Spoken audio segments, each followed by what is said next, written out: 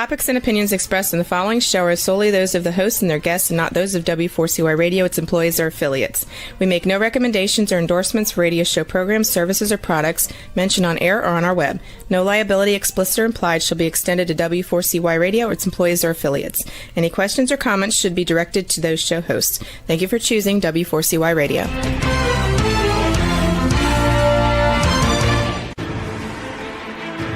What's working on purpose anyway? Each week, we ponder the answer to this question. People ache for meaning and purpose at work, to contribute their talents passionately and know their lives really matter. They crave being part of an organization that inspires them and helps them grow into realizing their highest potential.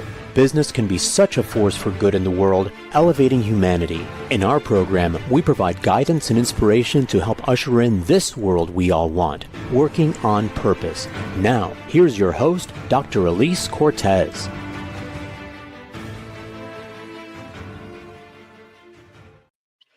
Welcome back to the Working on Purpose program, which has been brought to you with passion and pride since February of 2015. Thanks for tuning in again this week. Great to have you. I'm your host, Dr. Elise Cortez.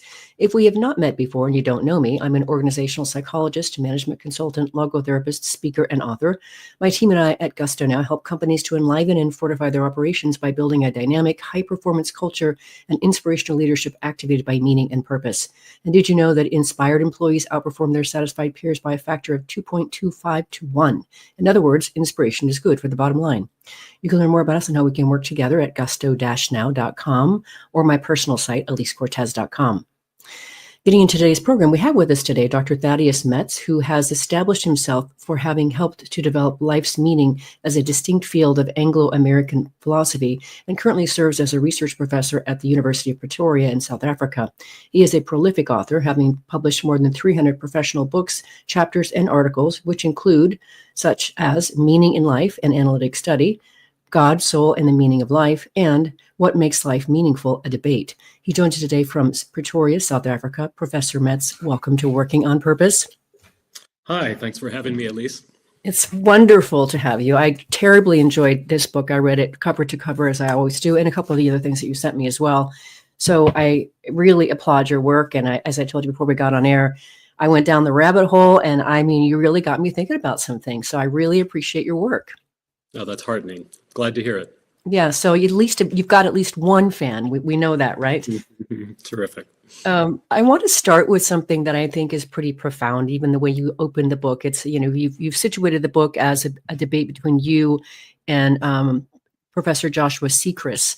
And what I love about it, Thad, is I love that there's a playful banter, but there's a respectful banter. And what I also want to just call out here is just how you really, you're showing us, you're modeling for us how to have a productive, respectful debate where you can completely disagree with each other on tremendous grounds, but then, as you say afterwards, but then go have a beer together afterwards. I think that's the world we need right now. If you could please help us with that, Thad. Yeah, I think that's a model, and it's a kind of meaningful engagement, I actually think. You mentioned two things, a dialogue on the one hand and searching for truth together in some kind of constructive way. And I don't think that's, I don't think meaning in life is completely a matter of those things. But when they're absent, we notice, and there's something missing. And we see this in some of the images that philosophers use to capture a meaningless life.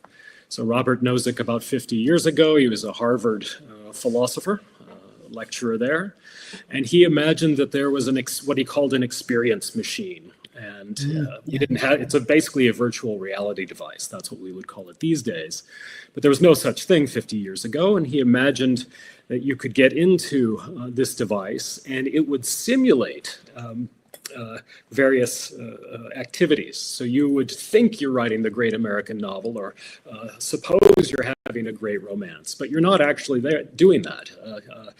You're fooled by the machine. And he came up with this thought experiment to suggest that while a life might be happy in such a machine, it would be missing some meaning. And part of the reason he thinks is that we would be isolated from each other. We would just be alone with the technology on the one hand, but we would also be deceived on the other. We wouldn't be in touch with the truth. And so it looks like for many of us doing philosophy, meaning comes from coming together and in search of truths. That's part of what's going on in a meaningful life. It's really beautiful. I think it's important for us to distinguish. I mean, I think really anybody who's listening to us talk on this program today, certainly you can't go a day without hearing two words: meaning and purpose. But the way that both you and Professor Seacrest talk about meaning, so there's the meaning in life, which is the personal part of it, and then there's the meaning of life, that's the cosmic part of things. So if you could distinguish a little bit for our listeners and viewers between those two very, very distinct realms. There are really two questions here, two different questions. One is, which life do we want to inquire about? Right? Is it the life of an individual, such as my life? Do I want to know whether my life is meaningful or how it is meaningful? That's one sort of question, distinguishing between whether I want to know whether it's my life or whether it's the life of the human race or life anywhere to be found in the universe. That's one question. Whose life are we interested in?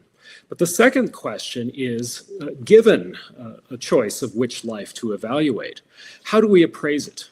Do we appraise it from a sort of human point of view, or do we take a very big cosmic perspective, perhaps a God's eye point of view, and ask about the impact of that life on not merely those on Earth, but potentially the universe as a whole?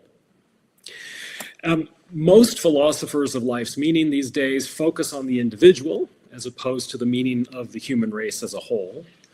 And furthermore, when they evaluate the life of an individual, they tend to do it in terms of from a human point of view.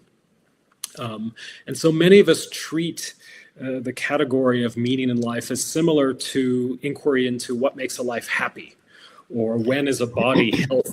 Right? Those are about an individual, and they're not cosmic questions. They're questions about a life here on Earth. And many of us think that when we're talking about meaning in life, we're talking about mainly something that's similar, a kind of value that's similar to happiness or health. And I think part of the reason for that is that when we get into cosmic questions, if we ask about what the point of humanity is, or if we ask about whether the human race has some role to play in the whole universe, it's hard to avoid invoking God, as understood in the Abrahamic faiths. And relatively few professional philosophers claim to know that God exists. They might believe on faith, okay, but philosophers, by definition, we're looking for evidence. We're looking for good reasons to believe one thing rather than another. And relatively few professional philosophers think we have a very solid case in terms of evidence that God exists. And so that's led many of us to focus on less cosmic questions, more earthly ones. It's so delightful, Thad. So wonderful to meet you. And I think I don't remember which book it was that I read about you, but I read a book every single week for my podcast. But so glad I found you, and so glad that you said, yes, I'll come on your podcast with you. Very just chewy questions. So given just how much there is to consider around just meaning, and I'm going to layer some information around that, or at least my perspective here in just a second. Sure. Now let's just contrast that with purpose. How would you distinguish meaning from purpose? I think a lot of meaning in life is a matter of achieving a purpose. So if I look at my life, I'm striving to teach my students something. I want to make a difference to my field. I want to rear my children with love and wisdom. I want my marriage to be strong and happy. And so, and those are intuitively sources of meaning for me, where if I were able to achieve those purposes. But I think there can be ways of a life being meaningful that don't involve striving to achieve a goal. I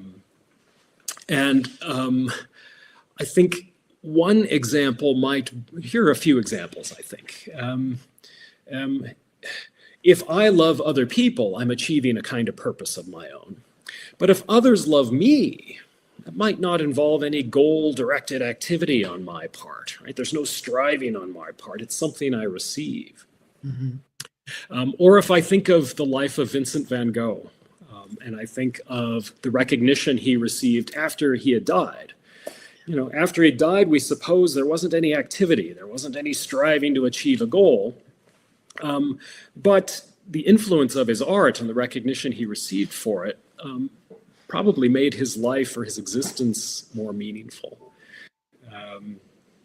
I think as well, just simply living in certain environments can make our lives more important. So if you live in a beautiful place, perhaps there's nature or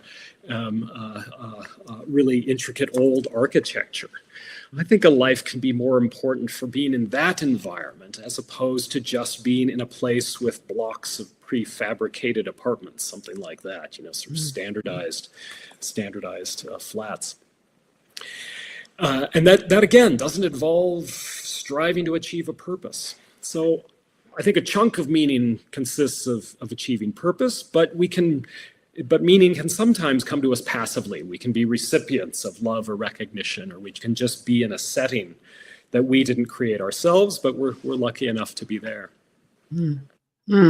So I'll comment on a couple things there. One is, so from my vantage point as a logotherapist, and we can talk about that next or whenever, but that definitely want to situate it because that's really it's my chief way of really understanding or embracing the world of meaning. That's Dr. Viktor Frankl's work, of course. And so, the way that it's situated in logotherapy or logophilosophy is that meaning is really, it's our chief concern and it's our chief source of energy. So how I distinguish meaning and purpose is meaning is our energy source, and purpose is the directionality, if you will, of where we're aiming, if you will, our passions and our energies. So that's how I like to situate it. Do you know anything about logotherapy or? I read Frankl long ago, and I sort of have a broad sense of the basics. Sure. For my own view, I think achieving the purpose is often meaningful. It's got to be the right purpose. Can't just be any purpose. Yep. Right. If the purpose is to just count blades of grass or walk in a circle consistently, and there's no sort of valuable output, it's not meaningful. It doesn't make one's life more important. There's got to be something more to the purpose. Yeah, and that's where this is so interesting, Thad. I mean, I really got interested in the world of meaning and purpose in my mid-20s when I was then at that time living with my boyfriend, first in Spain and then in Brazil for a total of about 3 years. An amazing life, a really, really beautiful, opulent life, live-in maid, chauffeur, gardener, the whole thing. And what I discovered, though, was the emptiness of that. And that's when I discovered that we as humans are, we're best when we're needed. And you talk about that too in your book. And that's, of course, the self-transcendence part of things. And so, what I talk about in my work is purpose is always about serving something beyond yourself. And so the counting the blades of grass, et cetera, really isn't helping someone else or something else. So therefore it wouldn't really qualify for a purpose either. But anyway, so that's just where it came from for me, as I discovered just how empty it is when you really aren't being of service. You're not being needed. Yeah, I think that's true. And a lot of that comes down to activity, doing something. So if I go back to the experience machine thought experiment, there isn't an agent, there isn't an actor fulfilling a purpose. It's another problem with a life in that sort of thing. And again, it can be very happy to passively receive pleasure, let's suppose. And it sounds like you lived a very pleasant life when you were did. But did, yeah. Meaning typically comes from doing, from being active, and as you said, contributing to something beyond oneself, typically. I love the phrase that I've used. I don't remember where I came up with it. Oh, I know. I borrowed it. Wild alive scratching. It's, I do this with organizations, help them to wild alive scratch for their purpose, to articulate that. But now I can tell you where that phrase came from. It's Dr. Seuss. Oh, yes, the very wise Dr. Seuss. Indeed. The other thing I wanted to comment on that I really appreciated in your work, and you just sort of hinted at it just now, is this is something that I had discovered myself some time ago, as a very, very, very, very amateur philosopher, is that it is more impactful, more meaningful, more yummy, if you will, to be the one who loves versus just being the one who receives love. There's that passive piece that you're talking about. There's something I've always found it so much more fulfilling to love someone else than it is just to be loved. I think so too. I have colleagues who think it's very important to be loved, whether by God on the one hand, or I have also colleagues who think that animals can live meaningful lives if they're loved by humans. And I guess I don't want to deny that it would be nice for there to be a God that loves me. Sure, I'll take that. And I look at my pets and I suppose, okay, perhaps their lives are a bit more meaningful than strays that don't have a family. But, if I really want a substantially meaningful life, I'm not going to remain passive. I'm not going to be a mere recipient, right? So if I imagine somebody who is widely adored but doesn't adore anyone himself, or is cared for by lots of people but never cares for anybody else, that's not very attractive. Yeah. And it suggests that insofar as love is going to make our lives meaningful, it's important to be the one loving. Mm-hmm. Completely agree with that. And on that note, let's grab our first break and let our listeners and viewers reflect on just who it is that they love and who they can love a bit more. I'm your host, Dr. Elise Cortez. We've been on the air with Professor Thaddeus Metz, a research professor at the University of Pretoria in South Africa. We've been talking a bit about distinguishing meaning in life and meaning of life, among other things. After the break, we're going to continue the conversation and go a little bit deeper into naturalist and supernaturalist thought. We'll be right back.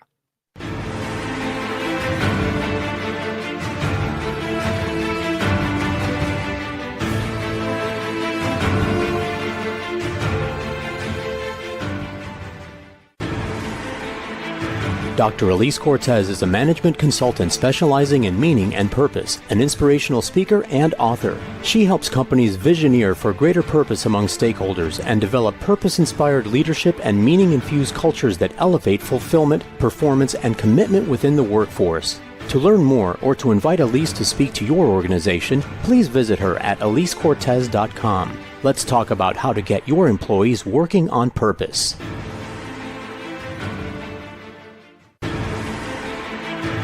This is Working on Purpose with Dr. Elise Cortez. To reach our program today or to open a conversation with Elise, send an email to Elise, A-L-I-S-E, at elisecortez.com. Now, back to Working on Purpose.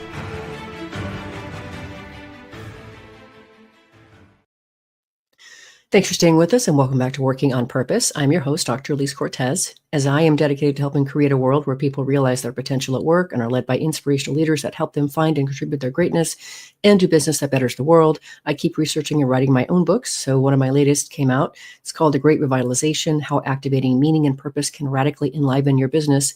And I wrote it to help leaders understand the lay of today's workforce land. What do they want and need to give their best and want to stay with you? And then I provide 22 best practices to help you create a culture that will provide that for them.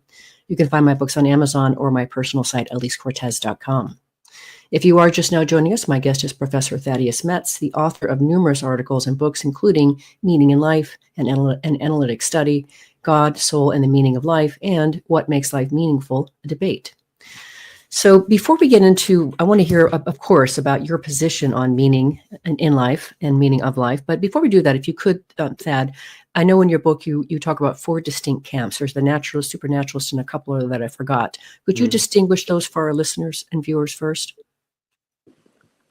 I think the most important distinction amongst philosophers is between naturalism on the one hand and supernaturalism on the other.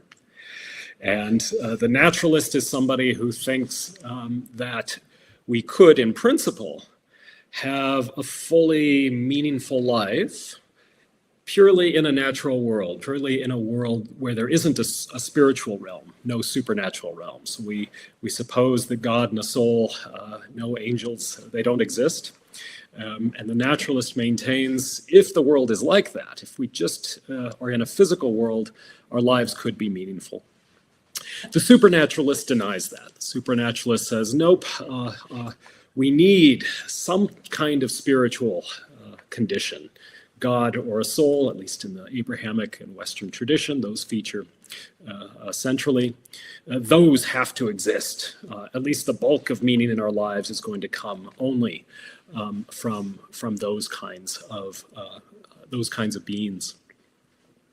And the grand debate in the Western tradition amongst philosophers over the past 200 years or so has been between naturalism on the one hand and supernaturalism on the other. And I myself plunk for the naturalist view. And that's because I imagine sort of exemplars of really meaningful lives. So I imagine the life of Albert Einstein or Mother Teresa or John Coltrane, and I look at their accomplishments and I think to myself, gosh, even if there's no God, even if these three individuals have not survived the death of their body, they don't have a soul, they're dead and gone, still, they had meaningful lives. There was much more meaning in them compared to other lives that existed at the time, for example. And that suggests to me that it's not essential to have a spiritual realm in order to have a meaningful life. If it's going to play a role in making life meaningful, it's going to be a nice bonus. It's going to be something extra. Maybe we'll live longer. Maybe we'll be in touch with a caring creator. I'm happy to think those would be sources of meaning in life. I just don't think they're essential to have meaning in our lives. Mm-hmm. Mm-hmm. I tend to see something similar. I have what I've come to in my own life is I would probably be considered more of a naturalist when it comes to meaning in life, certainly. Although I think what I've come to is I think there is some kind of there's intelligent design to this whole thing, and that's I don't feel the need to really go much further than that. I just trust that. I trust the process. Mm-hmm. But I did find it really fascinating to listen, or to, as I should say, read the debate between you and Professor Sechrist, because he's a supernaturalist, right? Right. So just fascinating that you could have that conversation. So now at that point, if you could situate for us your position on meaning.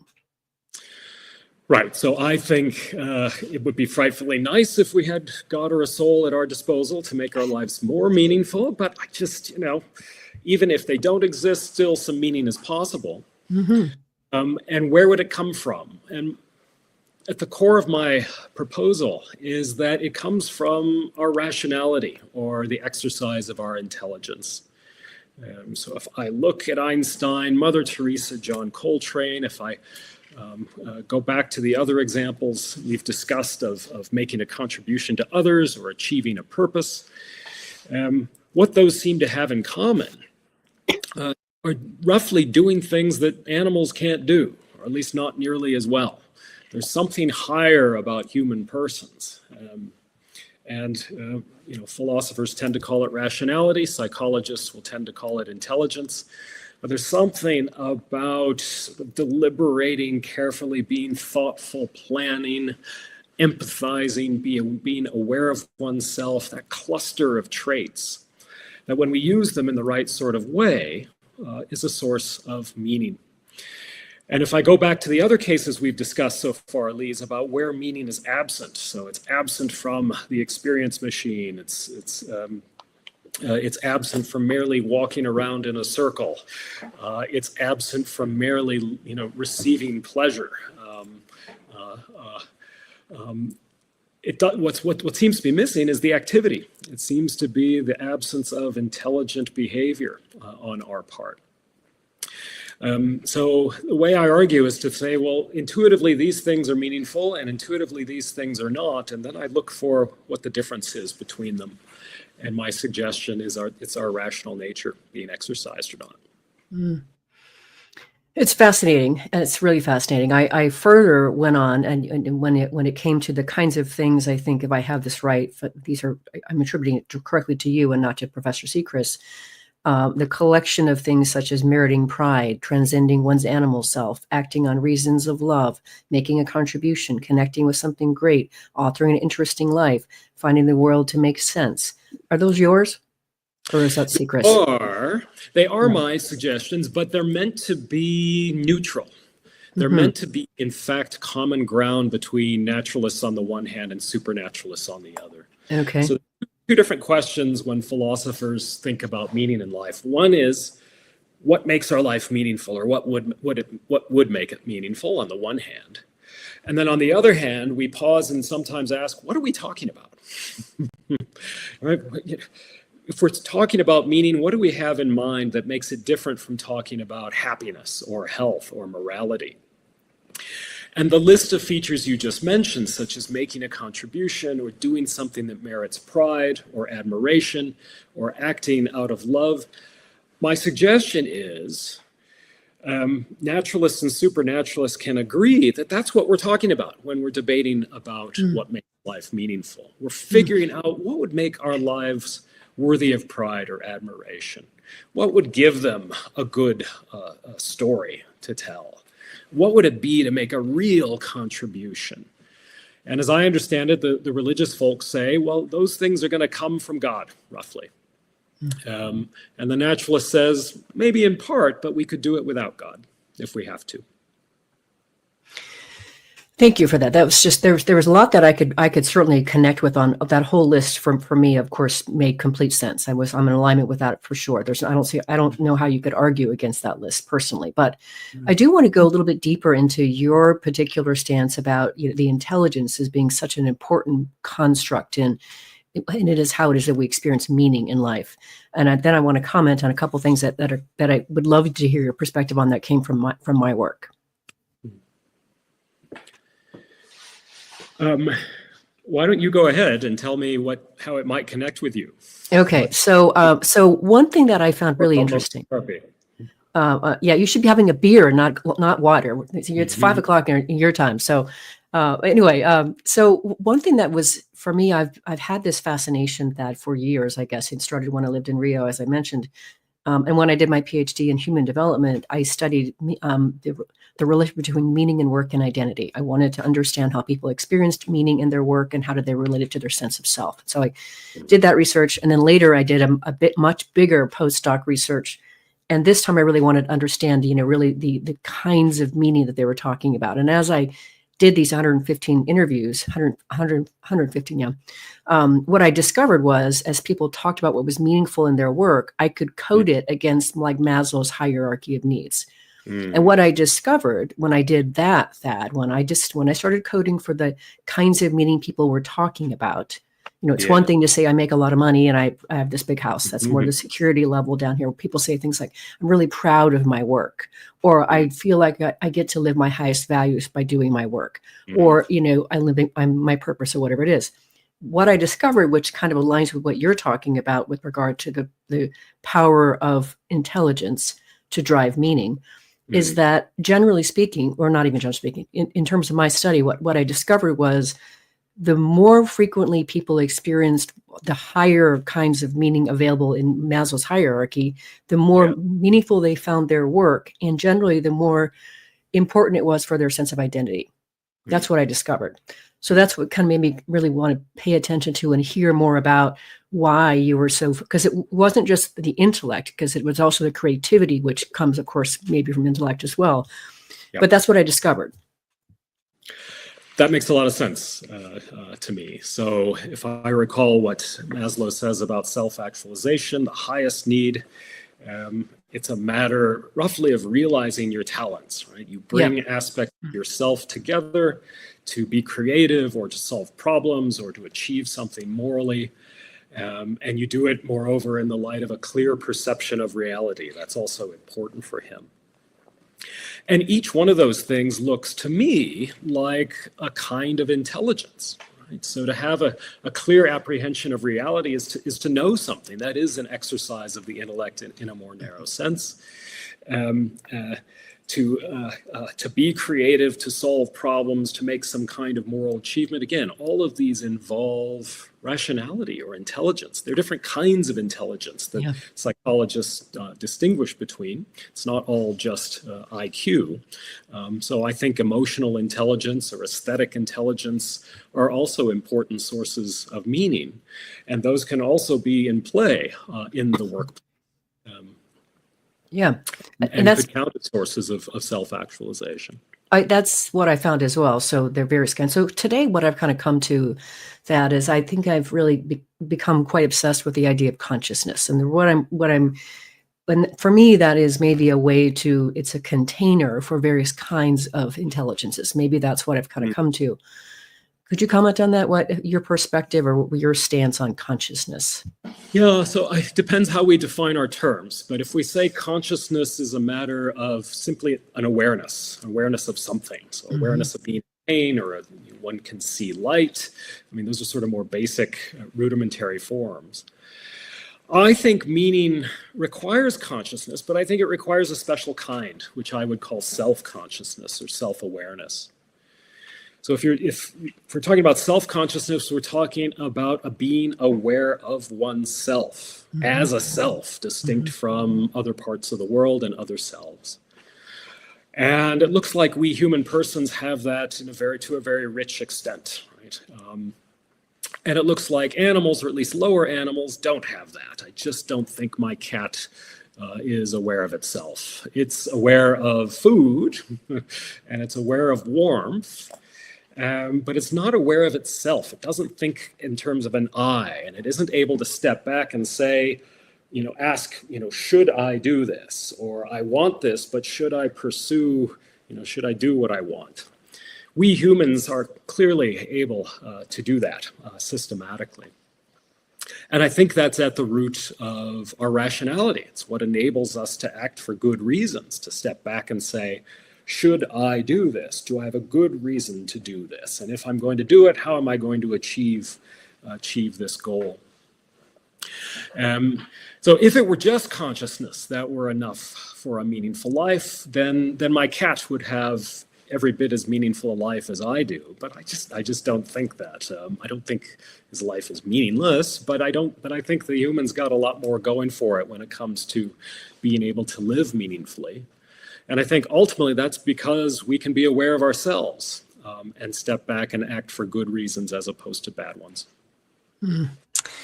Appreciate how crisp you are, Thad. This is a delicious conversation. Let's grab our last break. I'm your host, Dr. Elise Cortez. We've been on air with Professor Thaddeus Metz, a research professor at the University of Pretoria in South Africa. We've been having a most chewy conversation. We'll continue when we come back after the break. We'll be right back.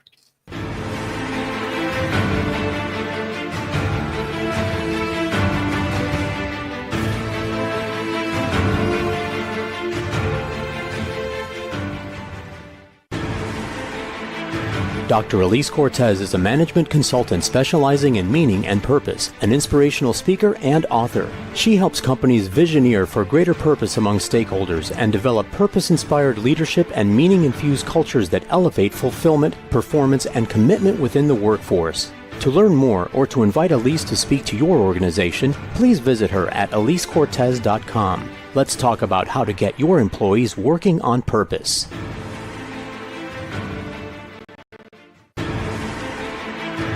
This is Working on Purpose with Dr. Elise Cortez. To reach our program today or to open a conversation with Elise, send an email to Elise, A-L-I-S-E, at elisecortez.com. Now, back to Working on Purpose.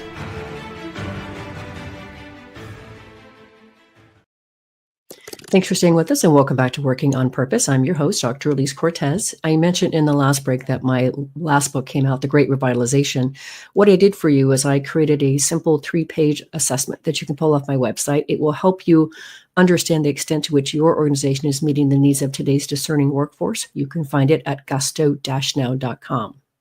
If you are just now joining us, my guest is Professor Thaddeus Metz. He's the author of numerous articles and books, including Meaning in Life, an Analytic Study, God, Soul, and the Meaning of Life, and What Makes Life Meaningful, a debate, which I just recently read. It was magnificent. So before we get into further uncovering a bit more of what's under your perspective and such, I want to share with you a bit more about logotherapy and let you respond to that. And what happened for me is I of course came across his work when I was doing my PhD program, but then I was reintroduced to him in 2019, and I had somebody in my podcast talking about it. And then I went down and became like a diplomate level, which is like a level, like a master's level degree in that. So in logotherapy, the whole idea is that the main principle is that our chief concern as humans is meaning, and it's our chief energy source. And so our meaning is registered around that which we value. So what you find meaningful will be different from what I find meaningful because we have different values. I already know that you value intelligence and rationale and intellect. I already know that. So the way that it breaks down is that we have three sources of meaning available to us as humans through logotherapy. The first is our creative contributions. What do we give of ourselves to the world? That's important to us. In other words, that we value. I think for both of us, it's going to be partly our authorship, what we've given to the world in that way. The second source is what experiences or encounters do we take from the world that are valuable and meaningful to us? I call that inspiration. The first one I call passion. So whether it's, for me, this conversation is meaningful to me because of the experience that it provides me, right? It's inspiring to me. Then the third source is our attitudinal stance of however we choose to respond when life throws at us, whatever it does. And of course, I call that mindset. So those are the three sources that are available. And when I'm out speaking to audiences, I help them, understand that, because it's one way we can activate meaning in life on that personal level you're talking about. That, to me, I want to be able to offer to people who literally are oftentimes walking through life dead otherwise. I mean, I've been a card-carrying member of The Walking Dead. I'm not judging anything. I just want to help those people, right? So could you comment on just your perspective on logotherapy? What's your stance on that now that you've heard a bit more about it? Yes.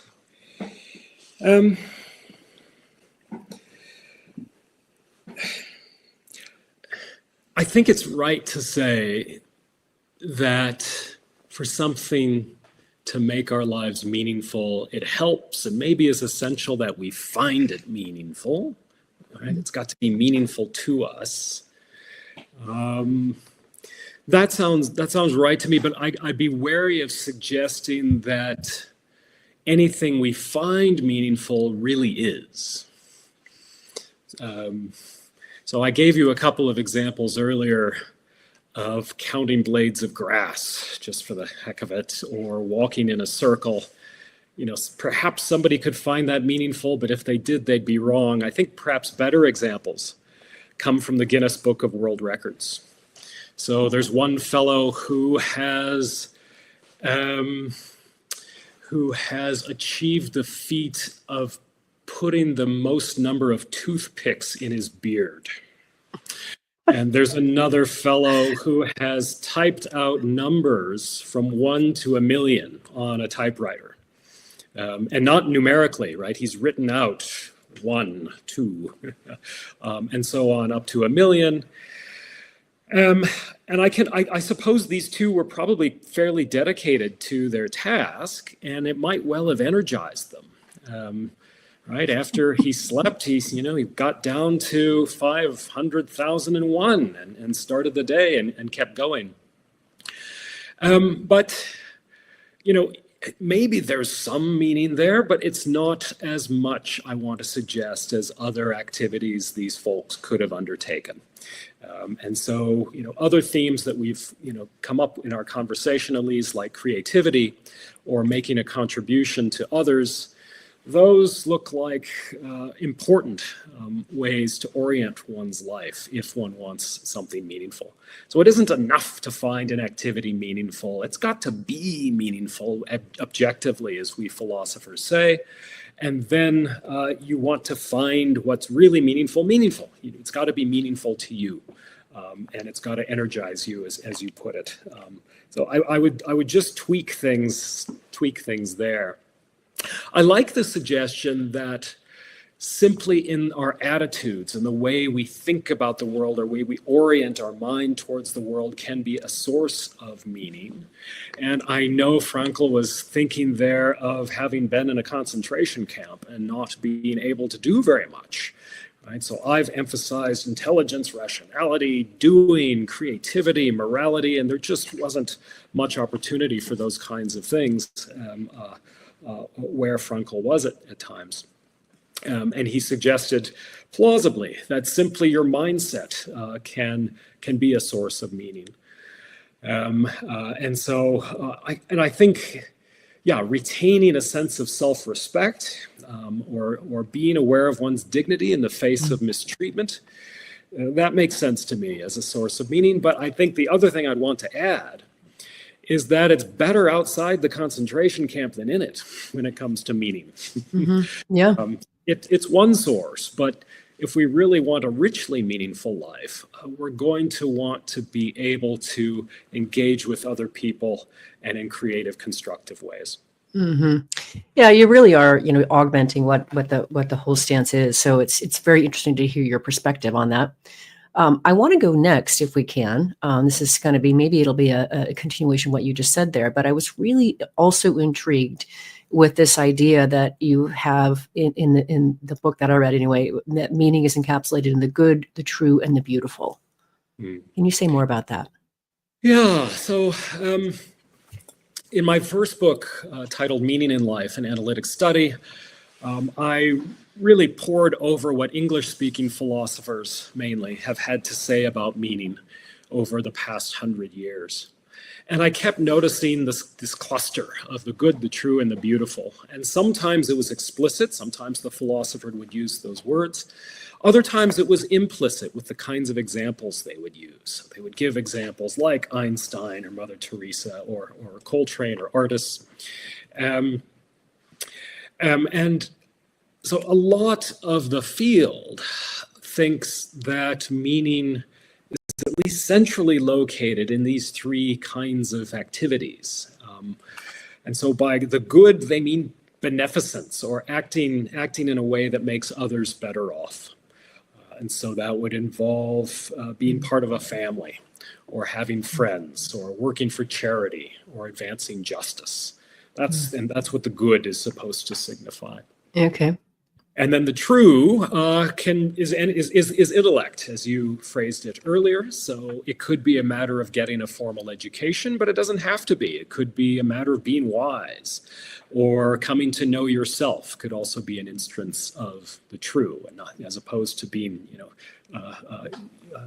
deceiving yourself. The true, the good, and the beautiful, and that is a matter of creativity. And there we could be talking about the arts, and that's the first thing that comes to mind, but it could also just be a matter of being a good gardener. Or it could be, the beautiful could be realized in one's style of clothing, or even in one's humor. Humor can be creative as well. So I don't think all meaning is a function of the good, the true, and the beautiful. And I think I can find exceptions. So if a person overcomes an addiction or a personality disorder, that doesn't look like it's a matter of the good, the true, or the beautiful. Right? I'm not helping other people. I'm not doing anything particularly creative. Intellect doesn't seem involved in the first instance anyway. But it would be meaningful, I think, to overcome an addiction. So I don't think everything about meaning is a matter of the good, the true, and the beautiful, but it really, that triad captures an awful lot of what we have in mind. Mm-hmm. It does. It's beautiful. One of the other things that's coming to me, and it is the next question I wanted to talk to you about anyway, but it's really this notion I'm getting more and more present to. It seems like the more, it's almost like the effort, right? The more we have to work for something, the more meaningful it could be. And so, right, if it comes easy, maybe it wouldn't be that meaningful. But I couldn't help noticing in your work, Thad, that you do talk a lot about like Mandela. Nelson Mandela is somebody that I really greatly admire. Of course, Einstein. But it seems that you imply that the more impact one has, the more meaningful their life is. Is that fair? I think that's true. So I think both conditions are relevant. So we want to make as much of an impact as we can. And the more effort it takes, the more meaning as well. Mm-hmm. And I think Mandela encapsulates those both tremendously, right? So 27 years in jail, but eventually frees an entire country from a racist dictatorship and becomes the country's first democratically elected president. Those are impressive outcomes, and it took a heck of a lot of work. And we want both, I think. So we don't want to make a lot of effort without having impact. And I also think that we're not going to find a lot of meaning if we make a great impact with little effort. And if I go back to Robert Nozick, the philosopher who came up with the thought experiment of the experience machine, he's got another thought experiment, which he calls the result machine. And it's a hypothetical device, and you press a button and you can do anything to change society. You get any result you want just by pressing a button.